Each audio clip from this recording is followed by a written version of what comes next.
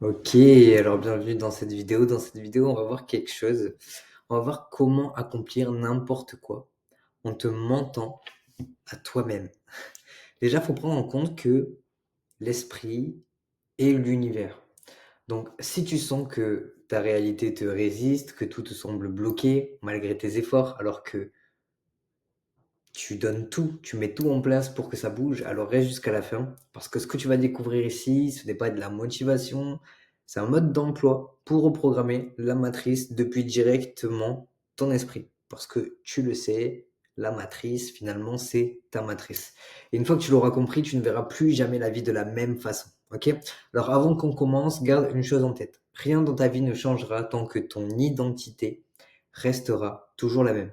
Donc si tu veux aller plus loin et comprendre comment reprogrammer ta réalité de l'intérieur, tu peux cliquer dans le lien dans ma bio juste en dessous, je t'ai mis des outils conscients gratuits. Donc maintenant écoute bien ce qui suit. Le principe fondamental de la conscience créatrice. Chaque perception, émotion ou événement que tu expérimentes n'est pas séparé de toi. C'est ton esprit en fait qui est en action. Donc cette idée, euh, partagé par de nombreuses traditions spirituelles d'ailleurs, et de plus en plus soutenu par les sciences cognitives et la physique moderne, propose que la conscience est la base de toute réalité. Okay, des penseurs comme Max Planck, un des fondateurs de la mécanique quantique, affirmait déjà je considère la conscience comme fondamentale, la matière est dérivée de la conscience. Autrement dit, ton esprit ne vit pas dans ton corps, c'est ton corps, ton environnement et tes expériences qui résident dans le champ de ton esprit. Donc, il faut voir le cerveau comme un outil et pas comme le créateur. Ton cerveau est le processus biologique de ton esprit. Il gère la mémoire, les mouvements, les réactions chimiques, mais il ne crée rien de neuf.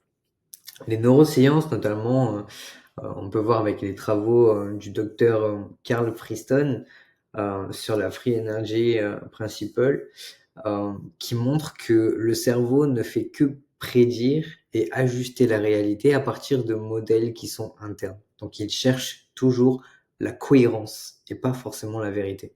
Donc c'est pourquoi tu revis sans cesse les mêmes schémas parce que ton cerveau, il recycle le passé pour anticiper l'avenir. Alors l'esprit. L'esprit, c'est quoi? C'est le champ non local de la création. L'esprit, lui, il n'est pas confiné au cerveau. C'est un champ informel non local, donc similaire à ce que la physique appelle le champ quantique.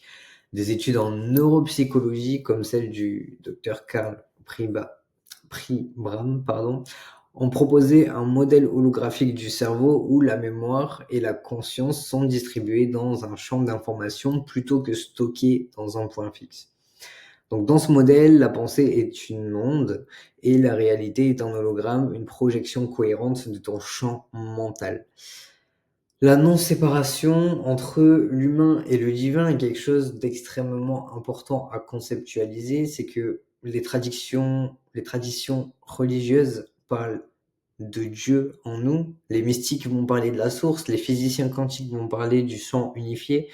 Tous ces langages sont différents, mais tous pointent finalement vers la même réalité, que tu n'es pas séparé du tout. Et les neurosciences contemplatives euh, montrent que les expériences mystiques d'unité activent les zones du cerveau liées à la perception de soi. Donc en créant la sensation d'un moi qui va être dilué, c'est une expérience directe de l'unité avec l'univers. Il faut voir la croyance comme un système d'exploitation de ta réalité. Ta réalité personnelle, elle est programmée par tes croyances. Psychologiquement, c'est ce qu'on appelle le biais de confirmation. Donc ton cerveau filtre les informations pour valider ce qu'il croit déjà. Et sauf que énergétiquement, ces croyances agissent comme une fréquence vibratoire et elles vont déterminer du coup ce que tu attires à toi ou ce que tu vas plutôt repousser. Et c'est ainsi, si tu crois que l'argent est rare, tu repousses les opportunités. Si tu crois que tu es soutenu, ton attention attire la preuve du soutien. Deux personnes, une même situation, l'une voit un obstacle et l'autre voit une ouverture. Ok, ça c'est tout qui dépend du coup de la perception que l'on a des choses. Donc ce qui change, c'est tout simplement leur paradigme interne, donc pas le monde extérieur. C'est l'intérieur qui change et c'est pas l'extérieur. À l'extérieur, il se passe exactement les mêmes choses. Donc il faut comprendre la programmabilité de la conscience. Donc ton esprit est neuroplastique et énergétique. Tu peux littéralement reprogrammer tout ton système intérieur. Il y a eu plein de recherches sur la neuroplasticité qui prouvent que les circuits neuronaux se renforcent en fonction des pensées et des émotions qui vont être répétées. Autrement dit, penser, c'est sculpter ton cerveau. Parce que quand tu changes de croyance, ton cerveau, il commence à remarquer des signaux qu'il ignorait, ta perception, elle va s'élargir, ton environnement, il va sembler changer, mais c'est toi, en fait, qui va changer de fréquence. Donc, ce que les mystiques appellent les synchronicités sont des alignements entre ton nouveau programme interne et la réponse du champ universel. Donc, on va parler un petit peu des fondements métaphysiques. Les traditions anciennes, comme l'hermétisme ou la Kabbale, exprimaient déjà cette loi.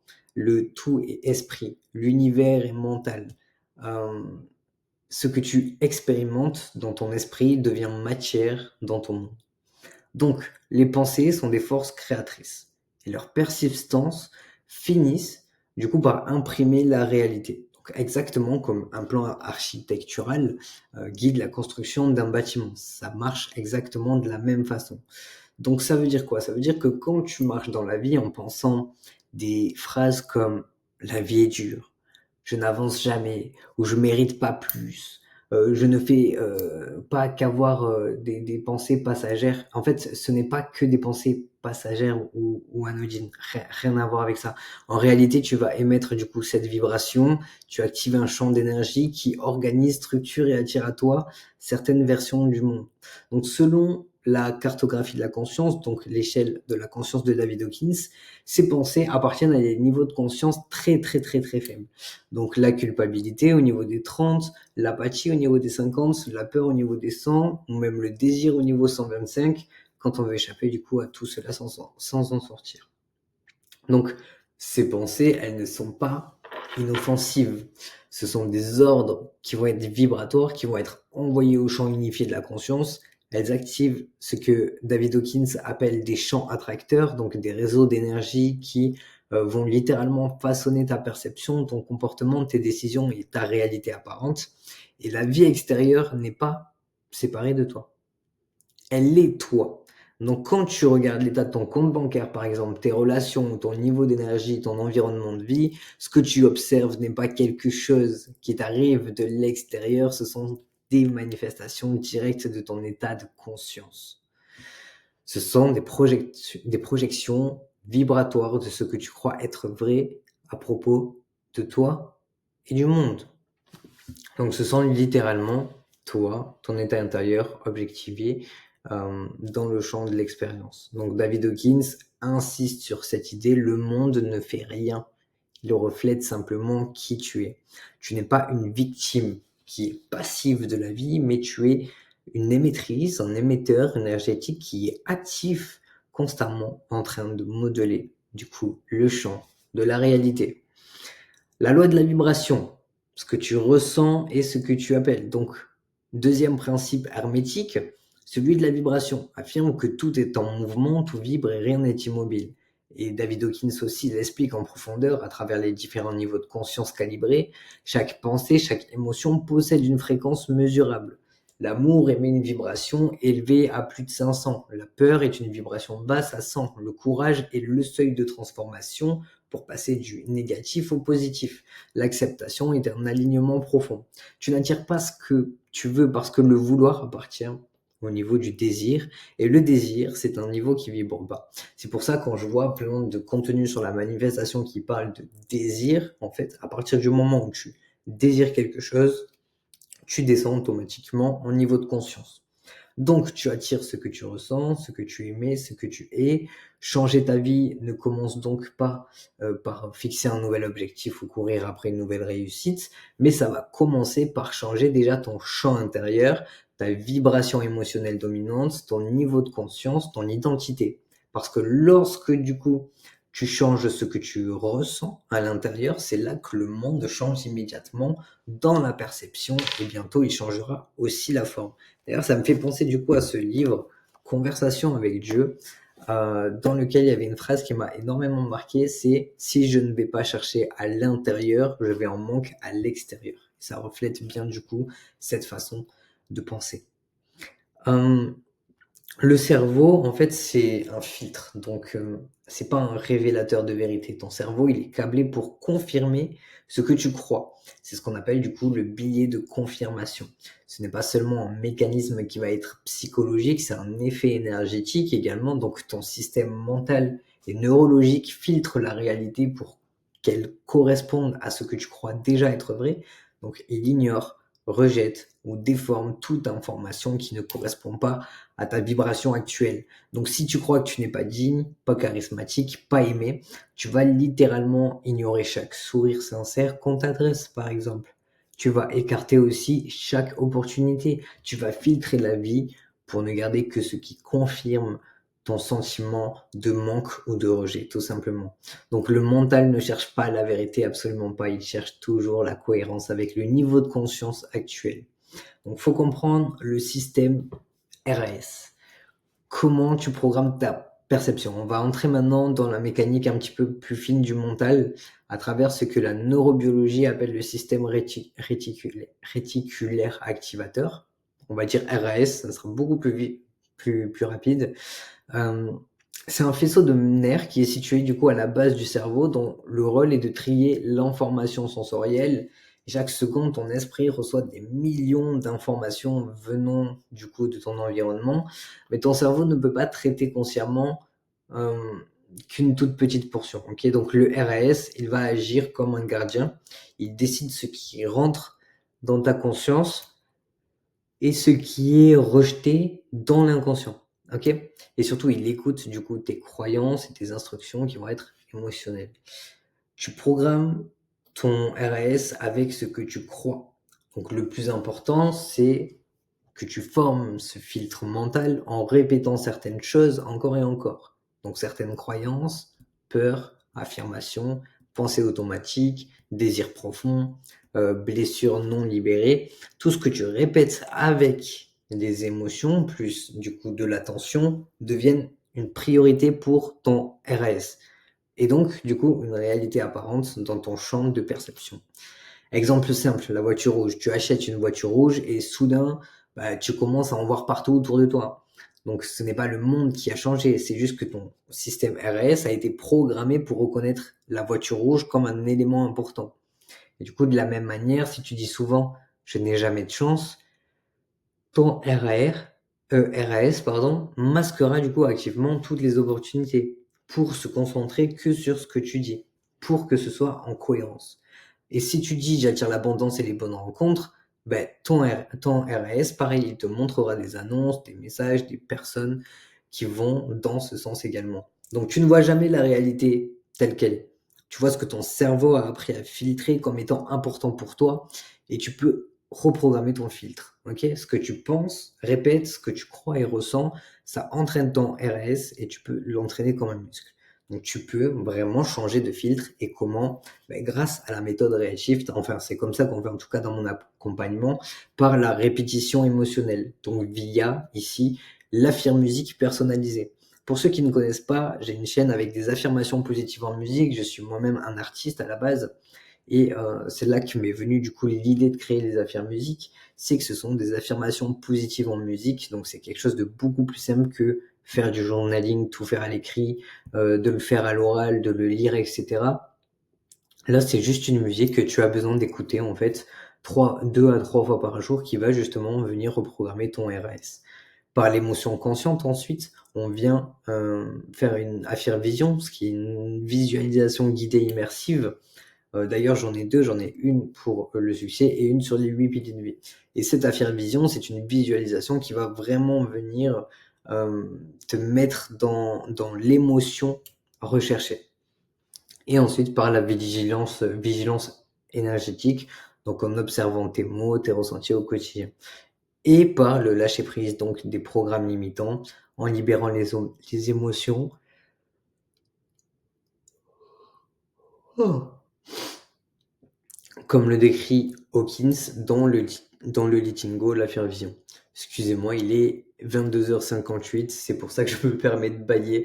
De toute façon, vous le savez avec moi, c'est pas le fond qui compte, c'est pas la forme qui compte, c'est plutôt le fond. Regardez, je fais des vidéos comme ça, c'est très concret, très brut, mais il n'y a pas besoin de plus en fait. Il faut juste que vous compreniez certains basiques, ensuite que vous mettez en application et, et voilà. Voilà, voilà. Du coup, le piège du modèle avoir, faire et être. Depuis l'enfance, on t'a enseigné une logique linéaire. Quand j'aurai plus d'argent, je ferai ce que j'aime et je deviendrai enfin libre. Mais cette logique, en fait, elle l'enferme dans cette attente permanente. Elle te maintient dans le futur, dans la poursuite de quelque chose, dans la vibration du coup du manque. Tu vas passer ta vie à courir après une version de toi que tu refuses d'incarner tant que tu n'as pas la preuve extérieure qu'elle existe. Et en fait, c'est là tout le piège du conditionnement, du conditionnel identitaire. Tu crois que les résultats façonnent ton identité, alors qu'en vérité, c'est tout l'inverse. C'est ton identité qui façonne tes résultats. Donc le succès n'engendre pas la confiance, c'est la confiance qui engendre le succès. Et ouais. Et ça, on s'en rend pas forcément compte, quoi. Euh, Tu ne deviens pas crédible après que les gens te suivent. Ils te suivent parce que tu vibres déjà dans la crédibilité. J'ai bien commencé de zéro à la base. Parce que des fois, il y a des personnes qui vont dire oui, mais c'est facile pour toi.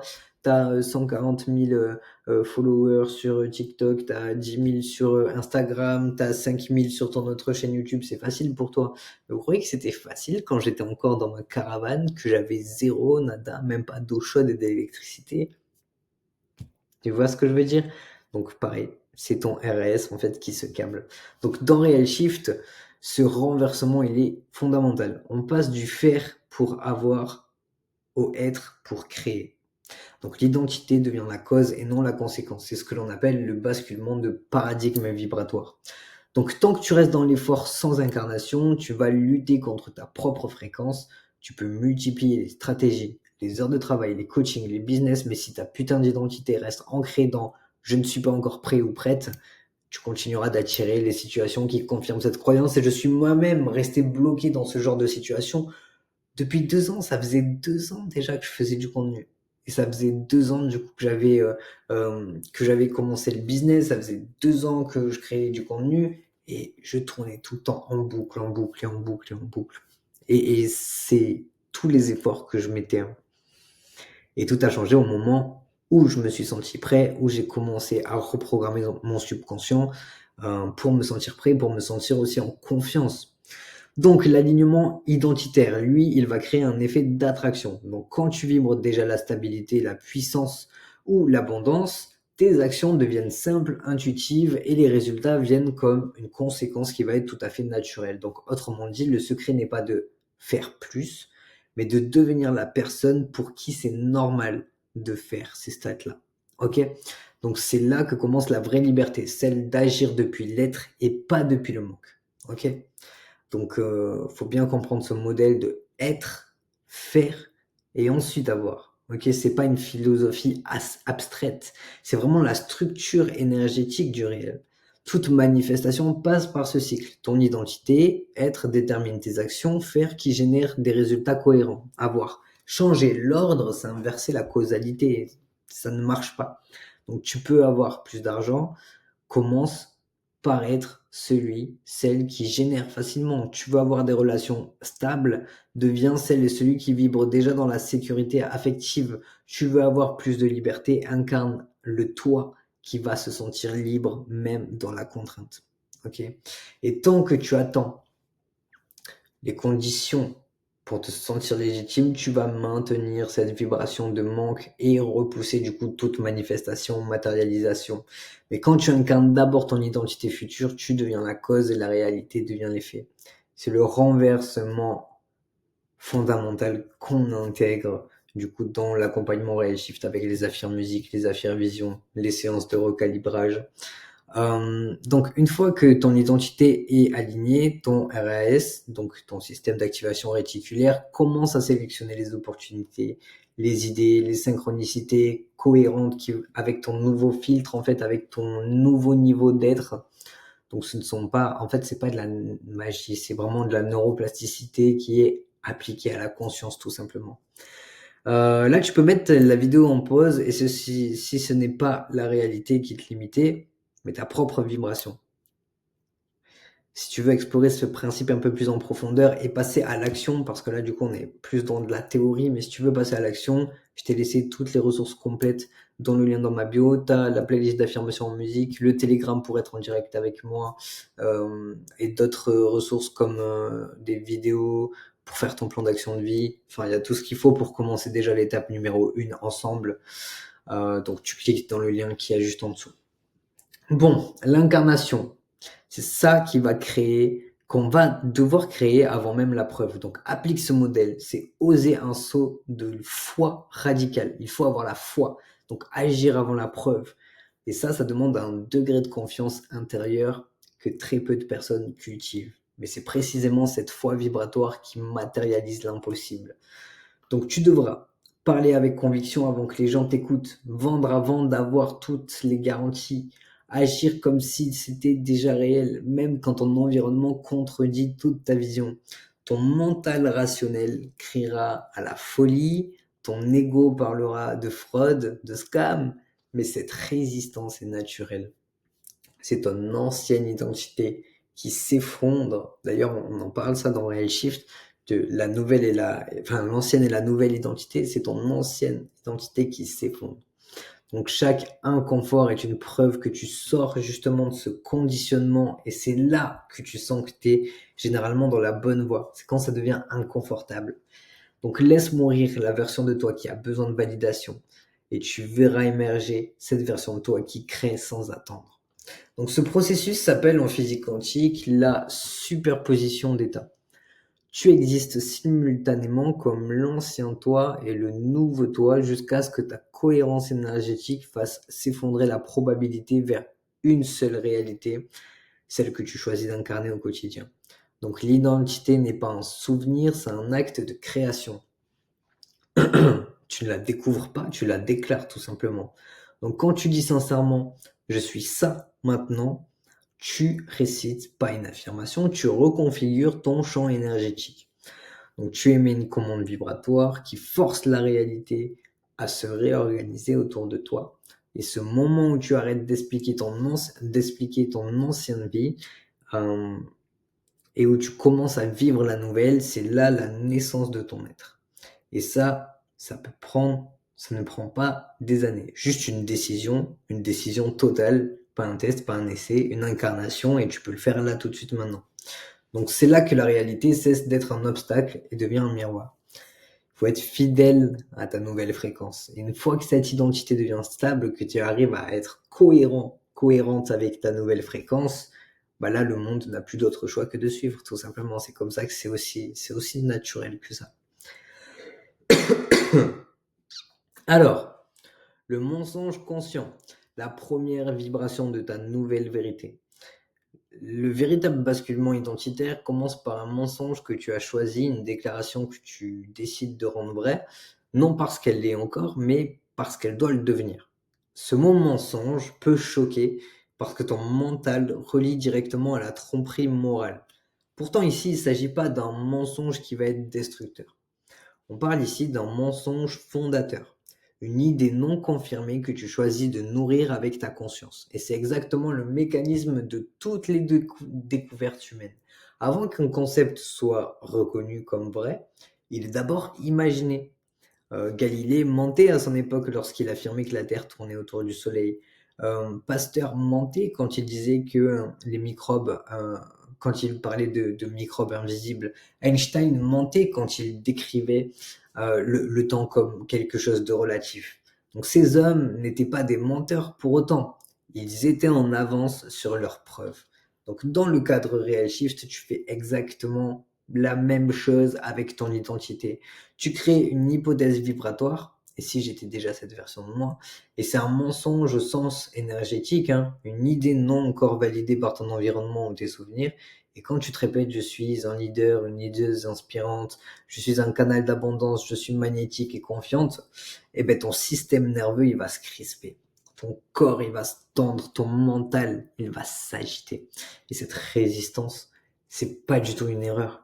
C'est ton système de survie, c'est ton amygdale, c'est ton cortex préfrontal qui détecte du coup une anomalie identitaire. Donc pour lui, toute croyance nouvelle est égale à une potentielle menace. Mais cette tension est précisément du coup le signal que la reprogrammation commence en fait, et est en train de se mettre en place. Donc tu es en train de briser la boucle identitaire automatique, ce cercle dans lequel ton corps, ton mental et ton environnement se confirment mutuellement et maintenant ton ancienne version vivante. Quand tu persistes malgré la résistance, tu désactives progressivement les circuits neuronaux liés à l'ancienne croyance et tu en formes de nouveau un processus c'est un processus documenté du coup par la neuroplasticité. Donc chaque fois que tu choisis de répéter ce mensonge créateur, tu réalignes du coup ton RAS, ton système nerveux autonome qui apprend à se sentir en sécurité dans cette nouveauté, dans cette nouvelle réalité, et ton champ énergétique qui commence à émettre une fréquence différente. Et c'est pour ça que dans Real Shift, je rajoute les affirmes musiques, donc c'est les musiques avec des subliminaux, et les affirmes vision, la visualisation immersive multisensorielle. C'est vraiment deux outils qui sont des catalyseurs puissants. Ils contournent la résistance consciente et conditionnent du coup le corps à ressentir comme si c'était déjà vrai. Enfin bref, le mensonge devient alors une vibration de transition. Donc ça devient la passerelle entre ce que tu crois être et ce que tu choisis de devenir.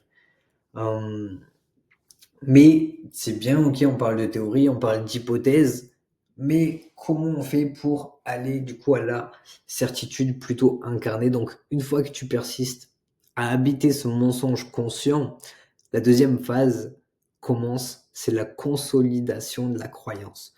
Donc c'est le moment où la réalité commence à te renvoyer des indices, des reflets, des signes que ta transformation est là, bel et bien en cours. Et tu vas ressentir du coup une nouvelle posture intérieure. Tu parles avec plus de clarté, tu attires des gens différents, tu observes des synchronicités que tu n'avais pas remarquées avant.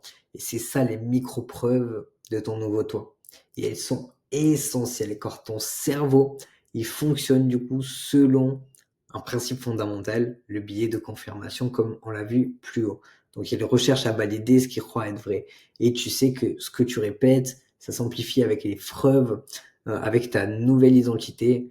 Et voilà. Donc chaque jour, un petit exercice que tu peux faire avec ton carnet, c'est tu te notes les micro-signes d'alignement, donc un compliment que tu as reçu, un message qui te confirme, un moment où tu t'es senti puissant, une opportunité fluide, un ressenti d'expansion. Tu vois, tu vas relire ces notes chaque soir pour renforcer ta voie neuronale. Tu associes à chaque preuve une émotion aussi de gratitude et de fierté. C'est ce que la psychologie appelle la reconsolidation émotionnelle, le moment où l'émotion vient reprogrammer du coup la mémoire. Donc, tu deviens alors ton propre avocat intérieur qui va bâtir un dossier de preuves, de preuves et de preuves et de preuves que cette nouvelle réalité existe déjà. Et plus tu vas accumuler ces micro-confirmations, plus ton subconscient commence à les considérer comme normales. Et ton RAS s'ajuste. Ton filtre perceptif va changer. Et tu vois désormais un monde cohérent avec du coup ta nouvelle vibration. Et c'est pas nécessaire d'avoir une avalanche de preuves, hein. Quelques signaux répétés, reconnus et célébrés peuvent suffire pour créer une nouvelle boucle de croyances. Donc c'est le même processus que par lequel tu as adopté toutes tes anciennes identités, par la répétition, l'émotion et la validation. Et un jour sans effort, la phrase je suis cela est née et ne sera plus un mensonge créateur, et ce sera une évidence qui deviendra vibratoire. Donc tu n'auras plus besoin de le répéter, ton énergie le fera pour toi. Il faut aussi que tu fasses attention entre la persistance et la perfection. Tu n'as pas besoin d'une croyance qui soit parfaite. La seule croyance transforme ta réalité.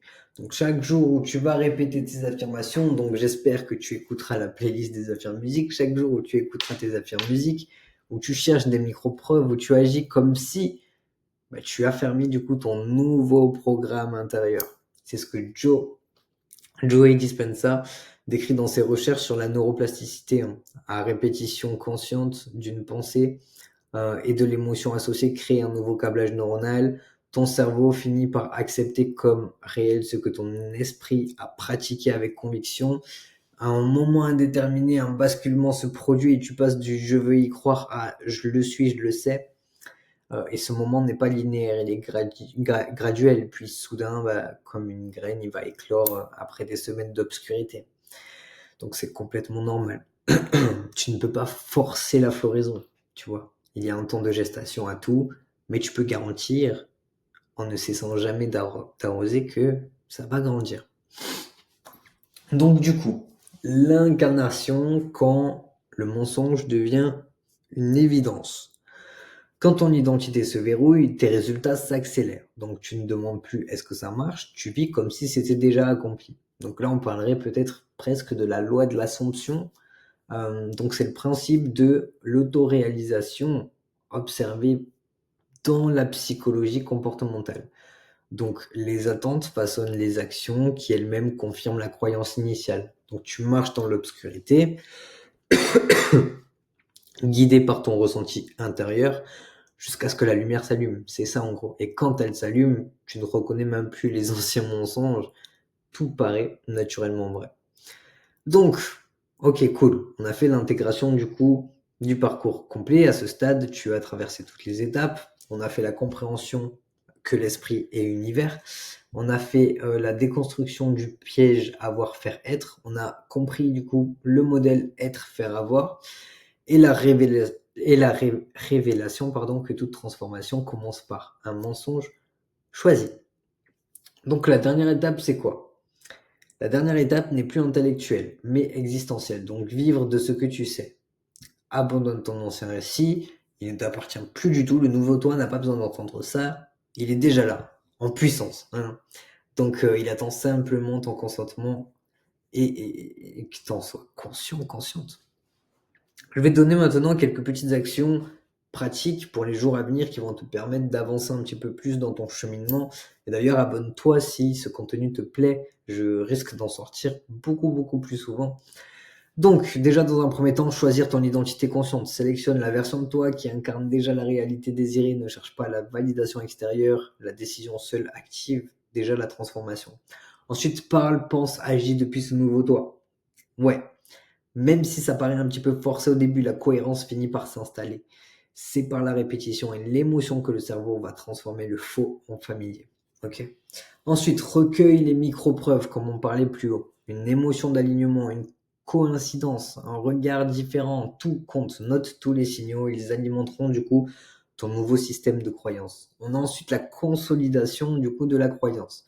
Chaque preuve est est une brique neuronale et les expériences de Donald Hebb l'ont démontré, les neurones qui s'activent ensemble se connectent ensemble. Donc plus tu vis dans cette identité, plus tu vas devenir structurellement, plus ça devient structurellement vrai, quoi. Ensuite, soit cesse de courir après les résultats, agis comme si tout était déjà accompli, crée, parle et vis dans ton futur réalisé jusqu'à ce que le monde soit obligé de refléter du coup ton état intérieur. Donc en conclusion de cette micro-formation, l'amorçage du réel, la transformation n'a pas de point final, ok? C'est un état d'évolution continue. Ce travail n'est pas une quête de changement, mais une renaissance qui va être consciente. Et si tu as parcouru ce chemin jusqu'ici, souviens-toi, ce n'est pas la fin, c'est tout juste ton commencement. Donc tu viens de voir comment on peut littéralement plier la réalité à travers la conscience. Donc si tu sens que c'est ton moment pour incarner cette nouvelle version de toi, tu peux te rendre directement du coup dans le lien dans ma bio. Tu verras déjà, je t'offrirai les ressources gratuites. Ensuite, on rentrera en contact directement sur WhatsApp et on verra plus loin, voir si je peux t'aider d'une manière ou d'une autre. Donc tu y trouveras vraiment tout pour commencer à créer depuis ton esprit et non depuis la peur. On fera un plan d'action de vie, on va faire la première étape ensemble. Donc voilà, c'est tout pour aujourd'hui. Allez, ciao ciao.